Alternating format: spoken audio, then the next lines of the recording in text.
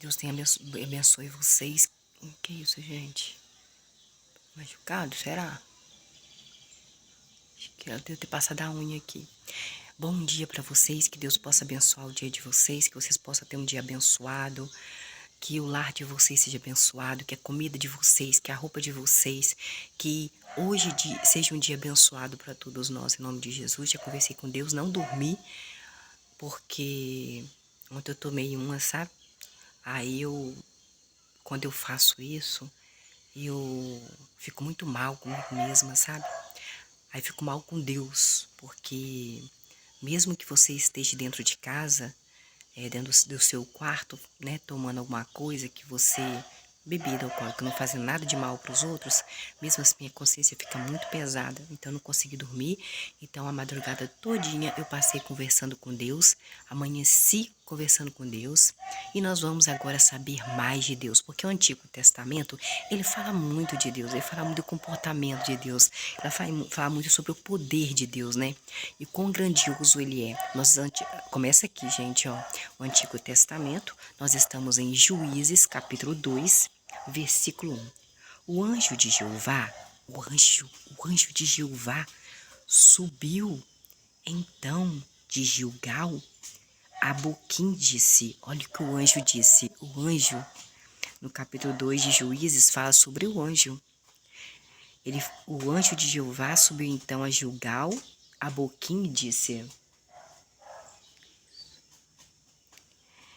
Tirei vocês do Egito e os trouxe à terra a respeito da qual jurei aos seus antepassados, Abraão, Isaque e Jacó.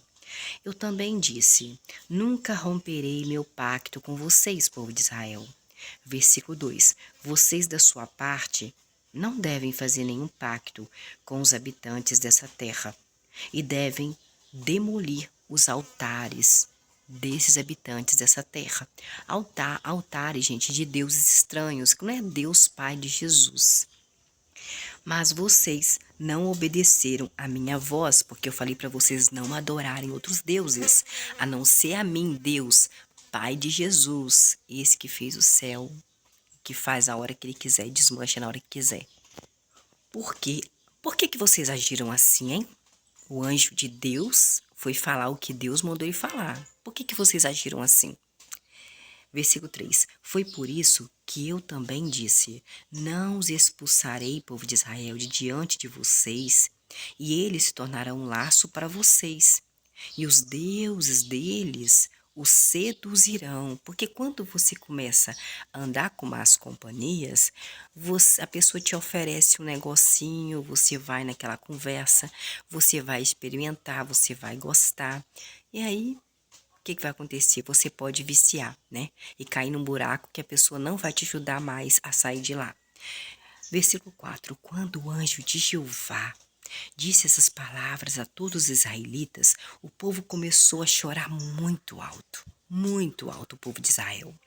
Versículo 5. Por isso deram ao lugar o nome de Boquim e ofereceram ali, naquele momento, sacrifícios a Jeová.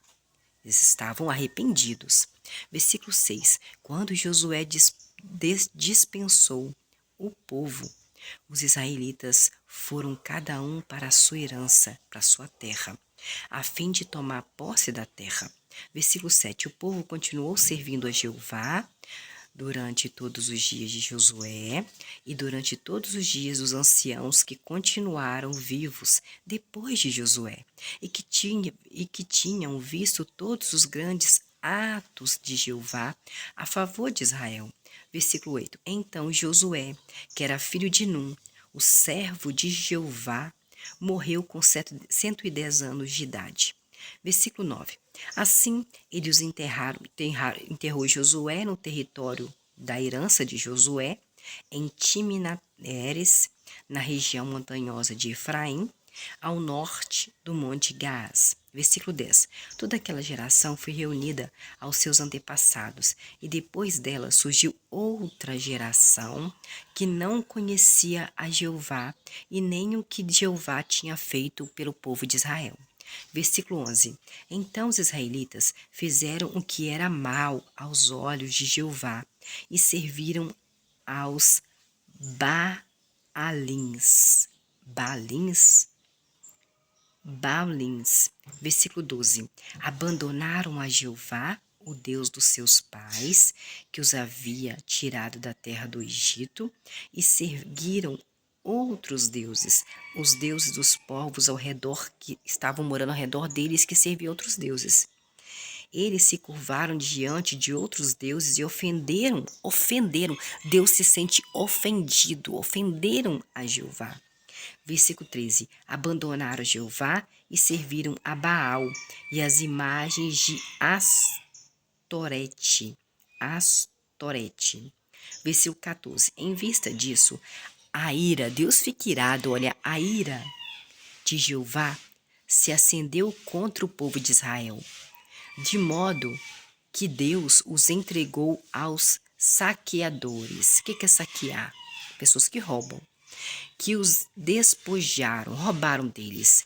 E Deus os entregou nas mãos dos inimigos do povo de Israel ao redor deles. E eles não puderam mais resistir aos seus inimigos. Deus deixou de proteger eles. Versículo 15.